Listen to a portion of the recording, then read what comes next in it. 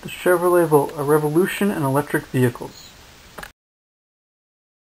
General Motors first attempted the electric vehicle in 1997 with the EV1.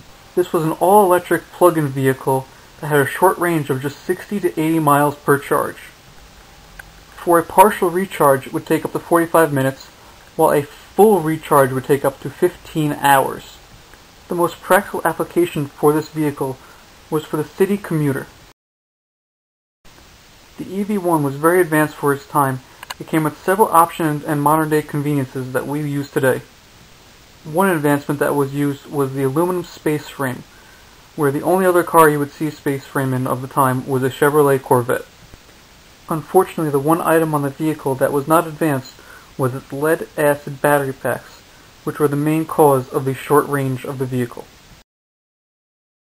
There are many rumors why the EV1 was discontinued or taken off the road.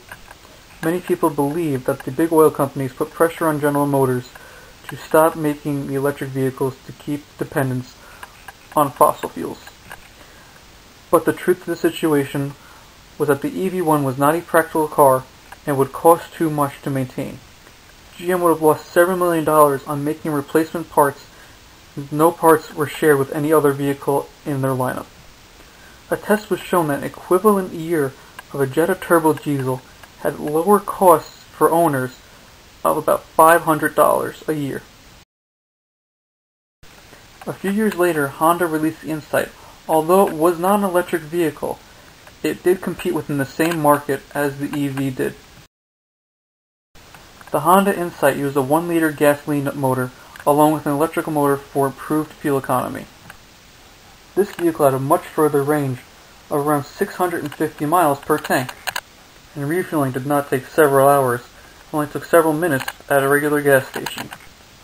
But once again, the downfall of one of these cars would be the fact that it is a 2-seater with limited luggage space.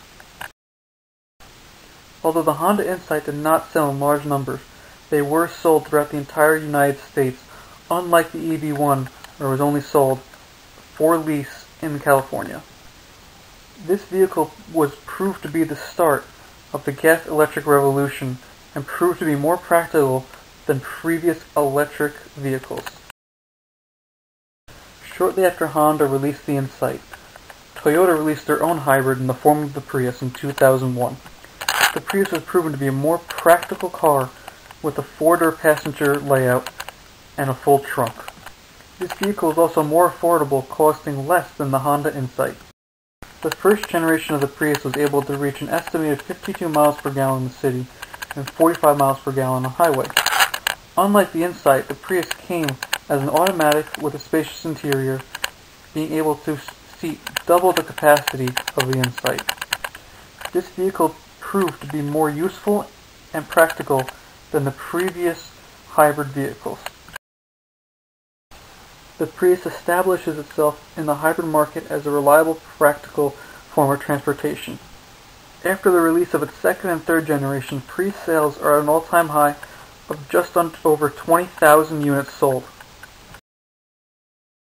In 2007, Chevrolet unveils its new electric vehicle concept as an attractive sports car during the North American International Auto Show in Detroit, Michigan. The Volt uses a different design from the previous alternative fuel vehicles.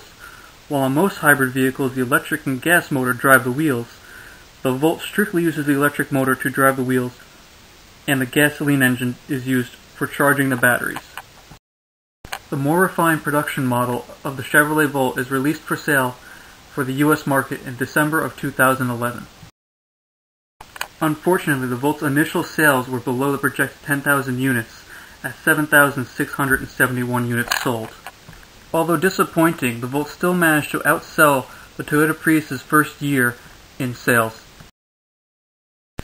Shortly after its release, a rumor emerged that the acid from the batteries would leak onto the circuit board and start a fire. Chevrolet took the fire issue very seriously and had a full investigation done by the National Highway Traffic Safety Administration.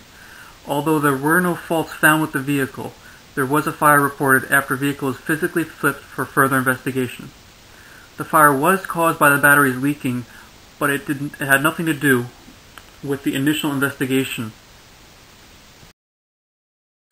Chevrolet decided to offer an option to its customers to either buy back the vehicle or provide them with another vehicle if they wished. For those who kept the Volt, they were offered a reinforcement package for the battery compartment. Through these options, Chevrolet wanted to prove that they cared for their current customers. Unfortunately for the Chevrolet Volt, it was not reaching its projected sales for 2012. With its lack in sales, Chevrolet was forced to stop production of the vehicle for over a month from March 16th to April 23rd. This also cost several workers their daily jobs. Ironically, during the month of March, the Chevrolet Volt had its largest sales of 2,289 for that month. Ironically, this was the same month that Chevrolet had to shut down the Volt factories due to lack in sales. The sales for March were a 277% increase from the previous month, and in March 2012 became the best-selling month for the Chevrolet Volt since its debut. Although the Volt has had its strongest sales numbers last month, GM is still struggling to recover from all the negative attention the Volt is receiving from the media, due to the fire crash incidents and suspension of production. With the advancement the Chevrolet Volt has made throughout the market, it will continue to be an innovation in electric vehicle technology.